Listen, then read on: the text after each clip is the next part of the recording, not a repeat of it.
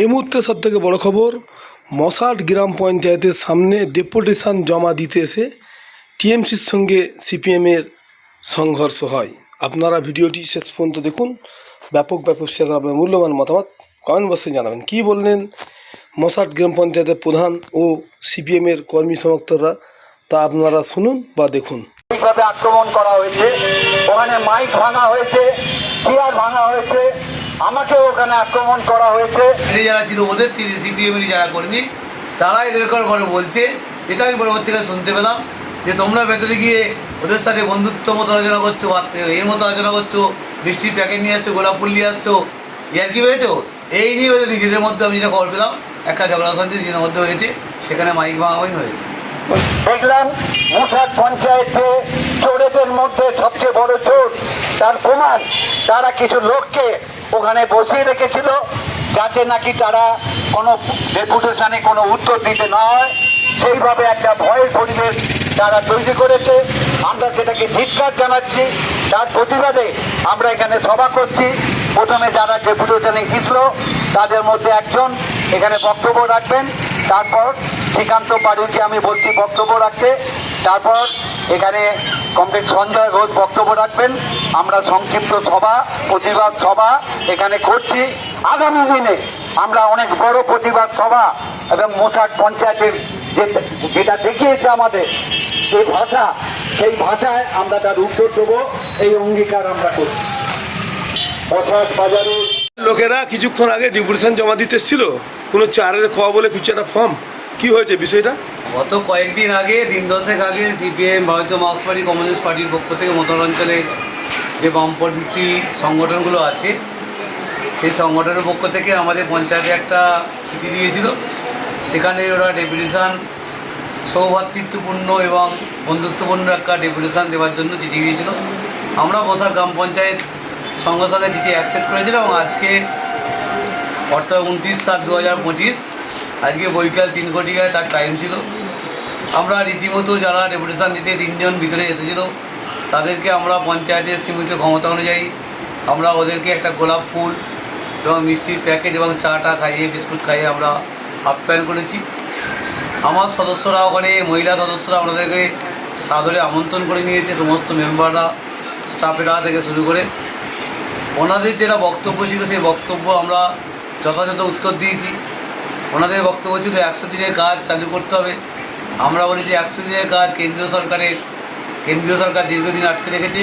যদি কেন্দ্রীয় সরকার অর্ডার করে, আমাদের কাছে চিঠি আছে, আমরা অবশ্যই চিঠি আসার সঙ্গে সঙ্গে আমরা 100 দিনের কাজ আমরা শুরু করব। ওনারা বিভিন্ন রাস্তার কথা, নিকাশির কথা বলেছে। আমরা বলেছি অ্যাকচুয়ালি ওরা সবটাও জানে না কোন রাস্তাটা কোথা থেকে হয়। যেমন সিঙ্গল রোডের কথা বলেছে, ওটা জেলা পরিষদ থেকে। আমরা জেলা পরিষদের, আমার একজন মহিলা মেম্বার এখানে ছিলেন, দেবযানী ব্যানার্জি, উনিও বলে দিয়েছে আমরা জেলা পরিষদে ওটা দিয়েছি, জেলা পরিষদ থেকে কাজটা হয়ে যাবে। তো একটা ভ্রাতৃত্বপূর্ণ, আমাদের বন্ধুত্বপূর্ণ ডেপুটেশন ওনারা দিয়েছে। ওনারা বলে গেছে, প্রধান আমাদের সবার কাছে স্বীকার করে গেছে যে আমরা পঞ্চায়েত প্রধান নিজেদের মধ্যে দাবি করছে ওনারা যে পঞ্চায়েতের দুষ্কৃতীরা আমাদের মারধর করেছে, মাইক ভেঙে দিয়েছি, চেয়ার ভেঙে দিয়েছি। দুষ্কৃতি থাকবে না, মিছিল করে আসার সময় আমাদের যেটা বলছে গুন্ডারা করেছে, দুষ্কৃতীরা করেছে।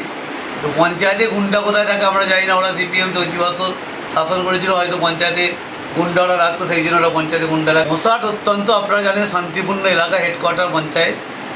ওরা ভিতরে কি বলবো, এটা আমার বলতেও বাজে লাগে। আমরা তো এটা আপ্যায়ন করেছি, এটা করা উচিত, ওনারা আমাদের অতিথি। যে ভিতরে যে 2-3 জন ছিল তাদেরকে আমরা মিষ্টির প্যাকেট দিয়েছি, গোলাপ ফুল দিয়েছি, চা দিয়েছি, বিস্কুট দিয়েছি। বাইরের লোক, ওদের কর্মীরাই ওদের করে বলছে তোমরা দিয়েছো, আমরা পাইনি কেন? এই নিয়ে নিজেদের মধ্যে অশান্তি। এটা আমার বলা ঠিকও নয়, কারণ আমরা পঞ্চায়েতের পক্ষ থেকে করেছি। তবু বলছি, এই কারণে আমি যেটা শুনলাম অশান্তি রয়েছে।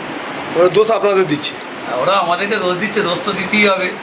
তো ওরা তো উন্নয়ন দেখতে পায় না, ওরা মমতা ব্যানার্জিকে দোষ দেয়, পঞ্চায়েতকে দোষ দেবে। ওরা কি দোষ দিল তাতে আমাদের যা আসে না, কিন্তু যেটা সত্যি কথা আমি বললাম, ওরা নিজেদের মধ্যেই অশান্তি ওরা তৈরি করেছে।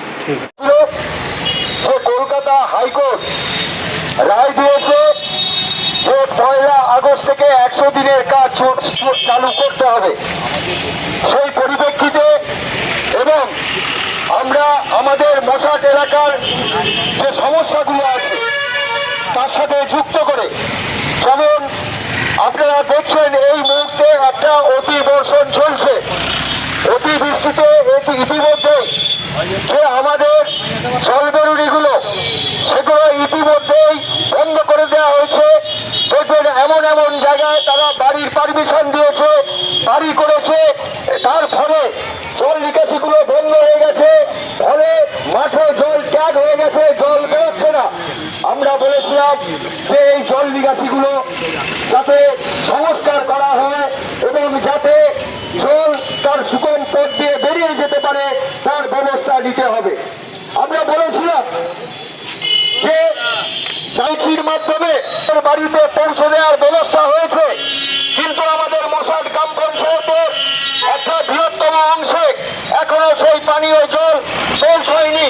ফলে আমরা বলেছিলাম 100% মানুষের বাড়িতে পানি, এবং প্রধান এই ডেপুটেশন গ্রহণ করে প্রধান আশ্বাস দেয় যে হ্যাঁ আমরা এগুলো করব। খুব সুন্দরভাবে করার পরে আমরা যখন বাইরে বেরিয়ে আসি, আমরা বেরিয়ে আসার পর আমাদের দাবি দাওয়াগুলো মানুষের কাছে বলি, এবং যখন আমরা মিছিল করে মশাট বাজারের দিকে আসতে যাই, তারা একটা তৃণমূল দুষ্কৃতীদের একটা জমায়েত করে, এবং সেই জমায়েত করে আমাদের পার্টি নেতা কমরেড সঞ্জয় ঘোষের উপর আক্রমণ করে, তাকে মারধর করে, আমাদের চায়ের টেবিল চেয়ারগুলো যেগুলো ওখানে নিয়ে গেছিলাম সেই টেবিল চেয়ারগুলোকে ভেঙে ফেলে এবং অকথ্য ভাষায় আমাদের কর্মীদের গালাগালি করে, সাধারণ মানুষকে গালাগালি করে। তার প্রতিবাদে আমরা মশাট গ্রাম পঞ্চায়েতের যে অনৈতিক কাজ এবং যে তৃণমূলের দুষ্কৃতীদের যে অবাধ্য ব্যবহার এবং তাদের যে সন্ত্রাস, তাদের বিরুদ্ধে মশাট গ্রাম পঞ্চায়েতের যে কাজ এবং তার বিরুদ্ধে আমরা মশাট বাজারের দোকানদার বৃন্দকে এবং এলাকার গ্রামবাসী বৃন্দকে, ব্যবসায়ী বৃন্দকে আমরা জানাতে চাই, আগামী দিনে যে লড়াই আমরা শুরু করলাম, আমরা চোখে চোখ রেখেই সেই লড়াইয়ের জায়গায় যাব আগামী দিনে। এইটা যেন ওই দুষ্কৃতীরা মনে রাখে, এইটা যেন মশাট গ্রাম পঞ্চায়েত মনে রাখে, এই কথা বলে আমি আমার বক্তব্য শেষ করছি।